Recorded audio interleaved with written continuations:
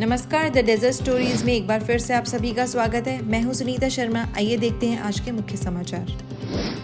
सूचना मंत्री डॉक्टर अब्दुल्ला बिन नासिर अल हरासी ने पुष्टि की है कि सल्तनत मंगलवार को इंटरनेशनल फेडरेशन ऑफ जर्नलिस्ट के 31वें अंतर्राष्ट्रीय सम्मेलन की मेजबानी कर रहा है, जो मेजर ग्लोबल इवेंट्स को आयोजित करने की देश की क्षमता को दर्शाता है।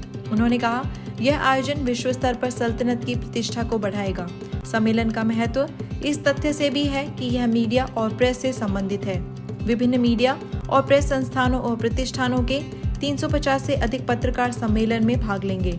उन्होंने रेडियो कार्यक्रम सबा अल शबाब के साथ एक साक्षात्कार में कहा, यह आयोजन सल्तनत के आर्थिक, प्राकृतिक, ऐतिहासिक और सांस्कृतिक प्रदर्शन की संभावनाओं के अवसर का प्रतिनिधित्व करता है।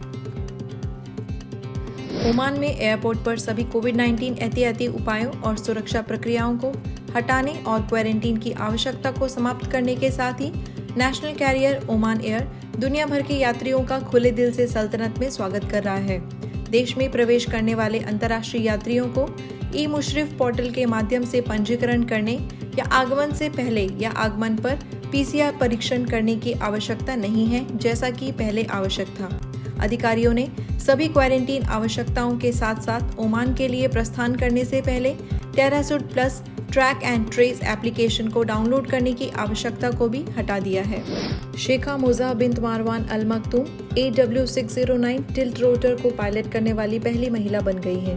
दुबई की पहली शाही महिला पायलट ने फिलाडेल्फिया में लियोनार्डो के अमेरिकी हेलीकॉप्टर मुख्यालय की अपनी यात्रा के दौरान 1 घंटे के लिए टिल्ट रोटर को उड़ाया। सिविल सर्टिफिकेशन प्राप्त करने वाला यह दुनिया का पहला टिल्ट रोटर है। यह यात्रियों को टर्बोप्रॉप हवाई जहाज जैसा आराम दिलाते हुए वर्टिकल रूप से उड़ान भर सकता है और हेलीकॉप्टर की तरह होवर कर सकता है। अर्थशास्त्रियों का कहना है कि UAE, गल्फ कोऑपरेशन काउंसिल देशों और व्यापक मिडिल ईस्ट और नॉर्थ अफ्रीका क्षेत्र में इन्फ्लेशन इस साल बढ़ जाएगी, क्योंकि रूस यूक्रेन युद्ध के बाद खाद्य और वस्तुओं की कीमतों में वृद्धि हुई है। यह अनुमान है कि अगले साल UAE के लिए इन्फ्लेशन कम होकर 2.5% हो जाएगी, जबकि अधिकांश अन्य गल्फ देशों में इन्फ्लेशन में भी इस वर्ष वृद्धि देखी जाएगी।